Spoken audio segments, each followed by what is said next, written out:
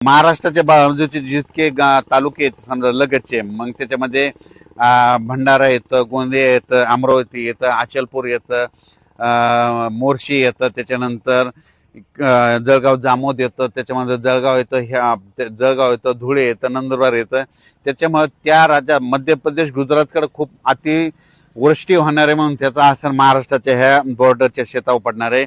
म्हणून हा अंदाज त्या शेतकऱ्यांना अंदाज लक्षात यायचा, कारण की तिकडे मुसळधार म्हणजे आपल्या मध्य प्रदेश आणि गुजरातची जी सीमा आहे, तर त्या सीमालगतचे जितके तालुके आहेत आणि जितके जिल्हे आहेत त्या जिल्ह्यामध्ये मात्र अतिमुसळधार पाऊस पडणार आहे, म्हणून त्यांनी देखील अंदाज लक्षात यायचा.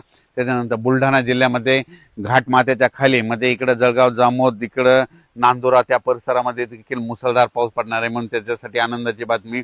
इकडे चिखली, बुलढाणा, खामगाव, मेकर तिकडे देखील चांगला पाऊस पडणार आहे. रिसोडकडे देखील 26 तारखेपर्यंत चांगला पाऊस पडणार आहे, म्हणून हा अंदाज लक्षात यायचा.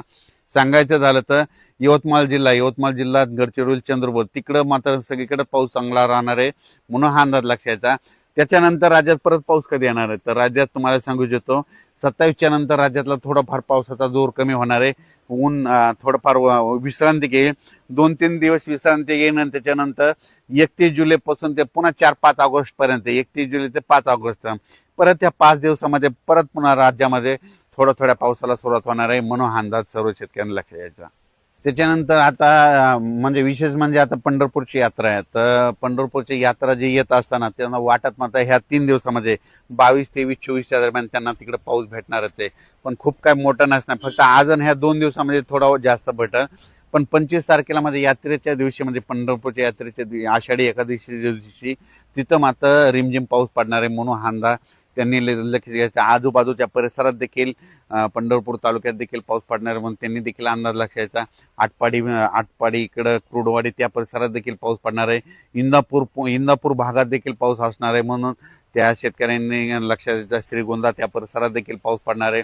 इकडं कोल्हापूरकडं तर पाऊस चालूच राहणार आहे. त्याच्यानंतर इकडं सांगलीकडं देखील म्हणजे सध्या हे रिमझिम काही ठिकाणी जोराचा पाऊस असा पडतच राहणार आहे, म्हणून सांगली जिल्ह्यासाठी आनंदाची जत त्या परिसरात देखील पाऊस असणार आहे, म्हणून हा अंदाज लक्षात यायचा. त्याच्यानंतर जालना जिल्ह्यात देखील काय होणार आहे, इकडं जालना जिल्ह्याचा इकडला उत्तरेचा भाग म्हणजे राजूर गणपतीपासून ते याच्या सोयगाव तालुका जळगाव जिल्ह्यातल्या त्या परिसरामध्ये सिल्लोड, जाफराबाद, भोकरदन त्या परिसरामध्ये, त्याच्यानंतर सिंदखेड राज्य इकडं धाड ह्या परिसरामध्ये मात्र ह्या 22 ते 26 आजपासून जरा जोराचा पाऊस पडणार आहे, 22 ते 26च्या दरम्यान, म्हणून हे लक्षात यायचं. काही जे छोटे तळे येतात त्या छोट्या तळ्यामध्ये पाण्याची आवक देखील ह्या 6 दिवसामध्ये बघायला भेटेल, म्हणून हे अंदाज देखील लक्षात घ्यायचा.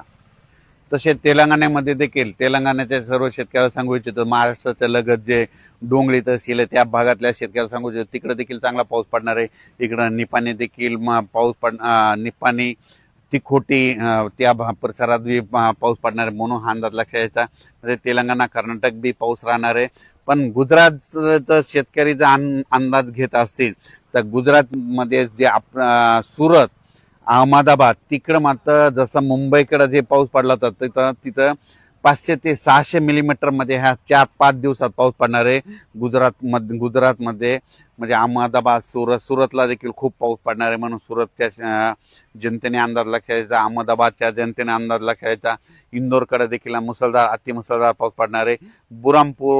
बुरामपूर इकडं खंडवा त्या जिल्ह्यातल्या शेतकऱ्यांनी अंदाज लक्षात यायचा, कारण की तिकडं देखील अतिवृष्टी होणार आहे, म्हणून त्यांनी देखील अंदाज लक्षात यायचा.